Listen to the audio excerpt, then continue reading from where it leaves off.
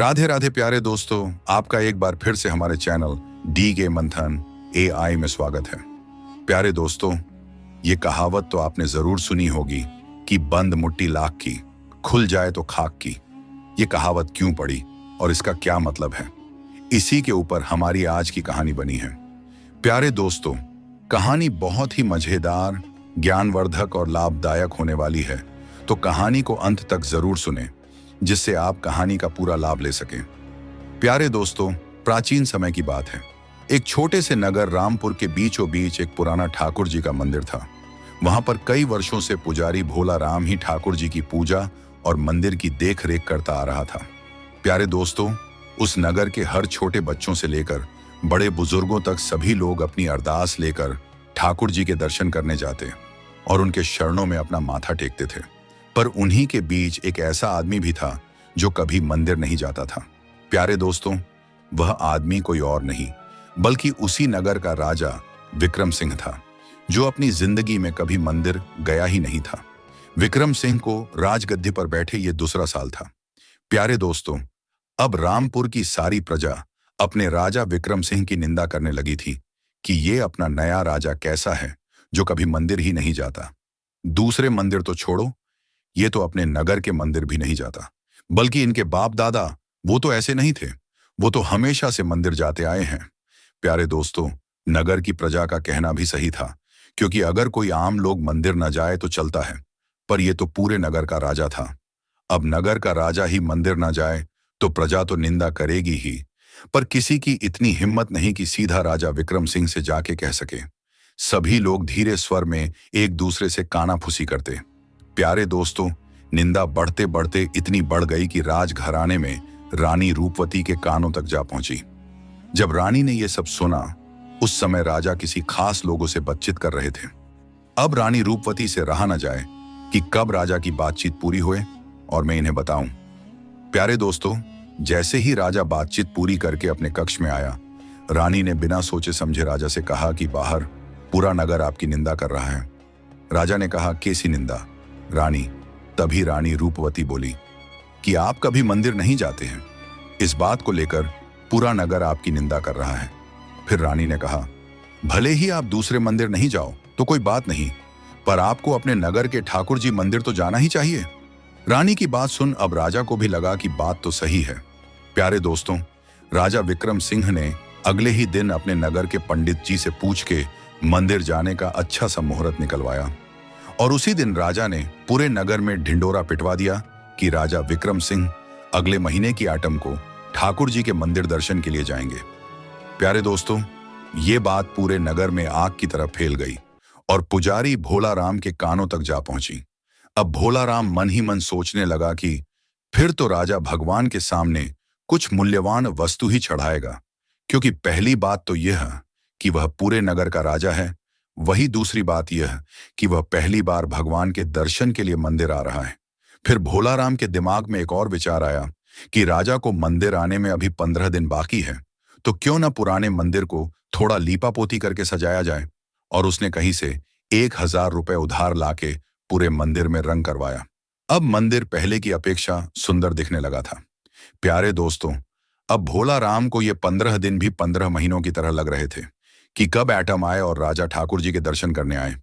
प्यारे दोस्तों, समय बिता और आ गई अगले महीने की एटम। राजा विक्रम सिंह सुबह ही अपने 3-4 मंत्रियों, नगर के कुछ लोगों और ढोल नगाड़ों की धुन के साथ नगर की गलियों से होते हुए मंदिर पहुंचे। अब गांव के लोग और मंत्री सब बाहर खड़े रहे और अकेले राजा मंदिर में दर्शन करने गए। राजा ने जैसे ही जेब में हाथ डाला, पुजारी भोला राम पीछे खड़ा खड़ा सोचने लगा, या तो हीरा होगा या कोई जरूर पारस का टुकड़ा होगा। प्यारे दोस्तों, लेकिन राजा विक्रम सिंह ने अपनी जेब में से 5 रुपए का सिक्का निकाला और ठाकुर जी के शरणों में रख दिया और राजा गांव के लोगों के साथ दर्शन करके चला गया।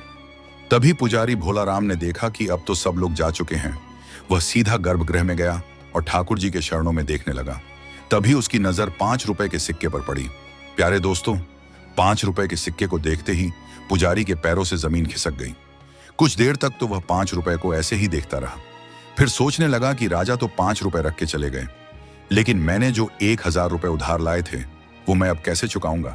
प्यारे दोस्तों, बेसहारे पुजारी का पूरा दिन इसी चिंता में बिता कि अब मैं 1,000 रुपया चुकाऊंगा कैसे। जैसे तैसे शाम की आरती की और उस 5 के सिक्के को मुट्ठी में ही पकड़कर मंदिर को मंगल कर दिया और लटका मुंह लेके घर की तरफ रवाना हुआ। प्यारे दोस्तों, पुजारी भोलाराम जिस रास्ते से घर की ओर जाता था, उसी रास्ते में एक बूढ़ा आदमी अपने घर के बाहर रोज बैठा दिखता। थोड़ी देर पुजारी भोलाराम वहां पर रुकता, 2-4 इधर उधर की बातें करता और फिर अपने घर की तरफ चला जाता। प्यारे दोस्तों, रोज की तरह आज भी वह बूढ़ा आदमी अपने घर के बाहर ही बैठा था। उसने पुजारी को देखते ही पूछा, क्या बात है पुजारी जी, आपका मुंह आज उतरा हुआ कैसे है? पुजारी ने सोचा कि यह बात इनको बताना ठीक नहीं रहेगा। फिर पुजारी भोलाराम अपना मुंह ठीक करते हुए बोला, कहां उतरा हुआ है, रोज की तरह ही तो है। अब बूढ़ा आदमी बोला, नहीं पुजारी जी, रोज और आज में बहुत फर्क है। अब भोलाराम से अपना दर्द छुपाए ना छुपा और बोला, आज राजा मंदिर आए थे और मैं तो बर्बाद हो गया। तभी बूढ़ा आदमी बोला, राजा मंदिर आए थे और आप बर्बाद हो गए? मैं कुछ समझा नहीं। प्यारे दोस्तों, तभी पुजारी ने अपनी बंद मुट्ठी खोलकर दिखाते हुए सुबह से लेकर शाम तक की सारी घटना उस बूढ़े आदमी को कह सुनाई। तभी बूढ़ा आदमी कुछ सोचकर बोला कि इस 5 रुपए का माजरा किस किस को मालूम है? पुजारी भोलाराम बोला, पहले तो ठाकुर जी हैं जिन्हें सब कुछ मालूम है, दूसरा खुद राजा है, तीसरा मैं हूं और चौथे अब आप हैं। अब बूढ़ा आदमी वापस बोला, तब तो आपकी मुट्ठी बंद ही रखिए पुजारी जी, क्योंकि मुट्ठी जब तक बंद है वो लाख रुपए की है और अगर खोल दी तो फिर ये खाक के समान जीरो है। बूढ़े आदमी की बात सुन पुजारी बोला, लेकिन मुझे इस बंद मुट्ठी के लाख रुपए देगा कौन? तभी बूढ़ा आदमी बोला कि तुम कल नगर की चौपाल पे जाके बंद मुट्ठी वाला हाथ ऊपर करके कहना कि नगर के राजा विक्रम सिंह कल मंदिर आए थे। वो ठाकुर जी के शरणों में एक ऐसी वस्तु चढ़ा के गए थे। ये वस्तु मेरे कुछ काम की नहीं है, इसलिए मैं इसको नीलाम कर रहा हूं। याद रहे, मुट्ठी खोलना मत।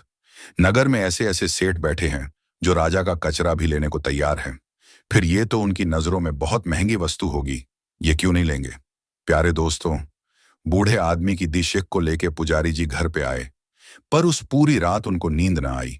सुबह होते ही बंद मुट्ठी के साथ पुजारी जी चौपाल की तरफ निकल पड़े। चौपाल पहुंचते ही उन्होंने बंद मुट्ठी वाला हाथ ऊपर कर दिया और कहने लगे कि सुनो नगर वासियों, नगर के राजा विक्रम सिंह कल मंदिर आए थे। वो ठाकुर जी के शरणों में एक ऐसी वस्तु चढ़ा के गए थे। यह वस्तु मेरे कुछ काम की नहीं है, इसलिए मैं इसको नीलाम कर रहा हूं। तभी वहां से कोई सेठ निकल रहा था। उसने सोचा कि राजा की चढ़ाई वस्तु है तो महंगी तो होगी ही, क्योंकि हीरे का मूल्य तो जौहरी को ही पता होता है, पुजारी को क्या पता। इसने तो पूरी उम्र भगवान के सामने घंटी ही बजाई है।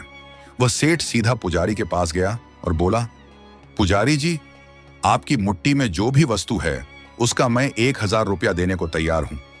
इतने में एक और धनी आदमी वहां आया। उसने सोचा कि इतनी महंगी वस्तु इतने सस्ते में जा रही है। उसने झट से कहा कि 2,000 मेरे।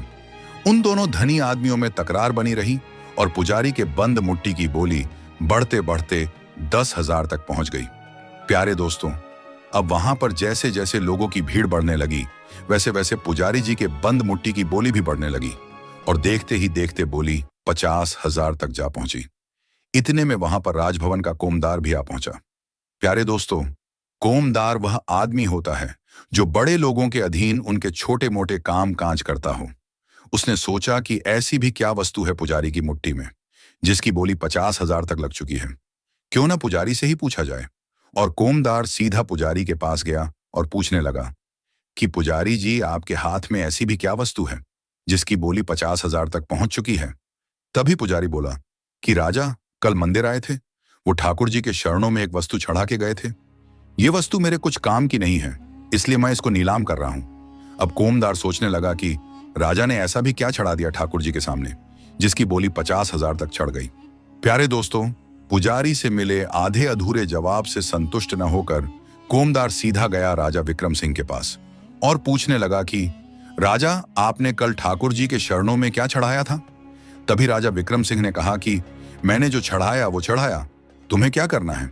तब कोमदार बोला, मुझे तो कुछ नहीं करना, आपने जो भी वस्तु चढ़ाई थी उसकी नगर के चौपाल में बोली लग रही है। पुजारी मुट्ठी बंद कर एक हाथ ऊपर उठा के खड़ा है और कह रहा है कि राजा ने जो वस्तु ठाकुर जी के चरणों में चढ़ाई थी वह मेरे कुछ काम की नहीं है, इसलिए मैं इसको नीलाम कर रहा हूं।